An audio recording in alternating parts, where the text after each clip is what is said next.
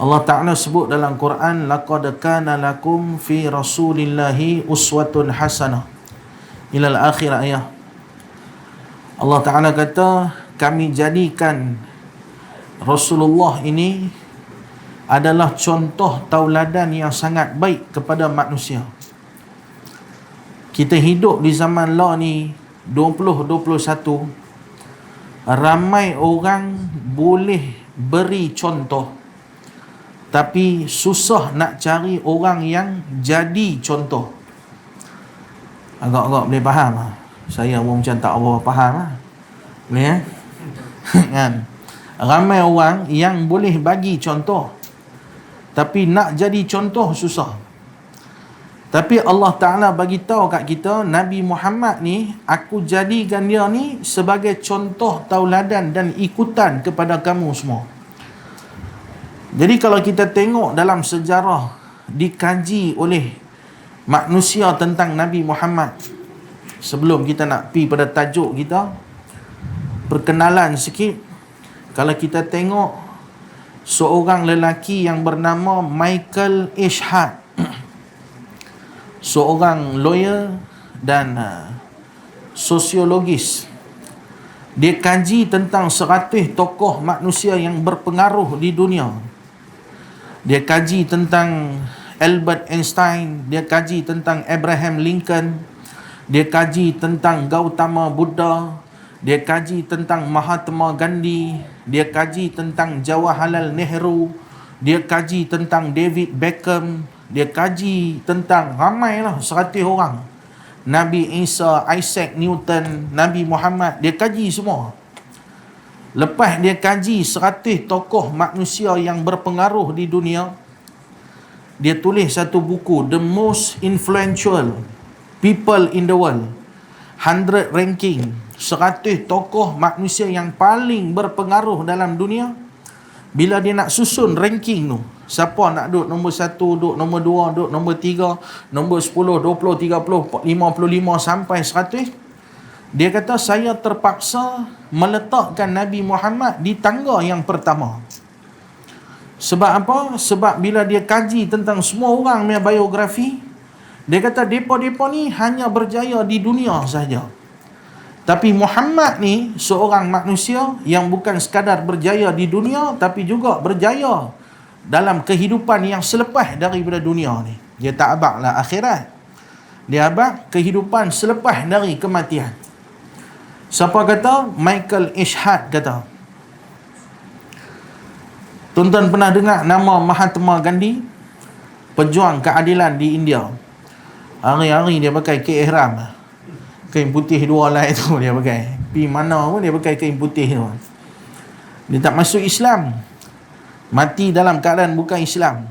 Tapi bila orang hadiah dekat dia Sirah Nabawi 2 jilid dalam bahasa Inggeris, dia baca jilid pertama habis, baca jilid kedua habis, dia buat satu kesimpulan. Dia kata, aku tak pernah jumpa seorang manusia yang sehebat Muhammad. Seperti mana aku baca cerita dia, ada orang dakwa kata Muhammad bawa Islam dengan pedang, tapi bila aku baca tentang riwayat cerita dia, nescaya Muhammad bukan bawa agama Islam dengan pedang, tapi Muhammad bawa Islam dengan kasih sayang. Siapa kata? Mahatma Gandhi kata. Tuan-tuan pergi di India, ada satu universiti di India, saya pun tak pergi kan. Ada satu universiti di India, ada seorang profesor tu nama dia K.S. Ramakrishna Rao. Dia tulis satu buku, Muhammad the Prophet. Dalam buku dia, dia kata Nabi Muhammad ni seorang suami yang berjaya terhadap isteri-isteri dia, seorang pemimpin yang paling berjaya dalam sejarah kepimpinannya, seorang pembela anak yatim, seorang yang sangat gemar menolong orang susah, janda dan sebagainya, seorang pemidato yang hebat, seorang ahli politik yang bijaksana, seorang pakar ekonomi yang terkemuka di zaman dia, seorang yang pandai mentadbir sebuah kerajaan dengan amanah dan adil. Dipuji habis semua. Dan dalam kesimpulan buku dia, Profesor K.S. Ramakrishna Rao kata apa? Profesor K.S. Ramakrishna Rao kata, aku tak pernah jumpa seorang manusia yang begitu hebat seperti mana Nabi Muhammad sallallahu alaihi wasallam. Kenapa saya sebut benda-benda ni? Saya nak sebut kita beruntung jadi umat Nabi Muhammad sallallahu alaihi wasallam. Kalau saya nak sebut nama banyak lagi, Winston Churchill puji Nabi Muhammad. Napoleon Bonaparte, tuan-tuan kenal Napoleon Bonaparte? Dia asal Sungai Pinang. Ya. Melawak ya. Kan tak mau bagi tension sangat kuliah kan. Napoleon Bonaparte puji tentang Nabi Muhammad. Inilah manusia agung.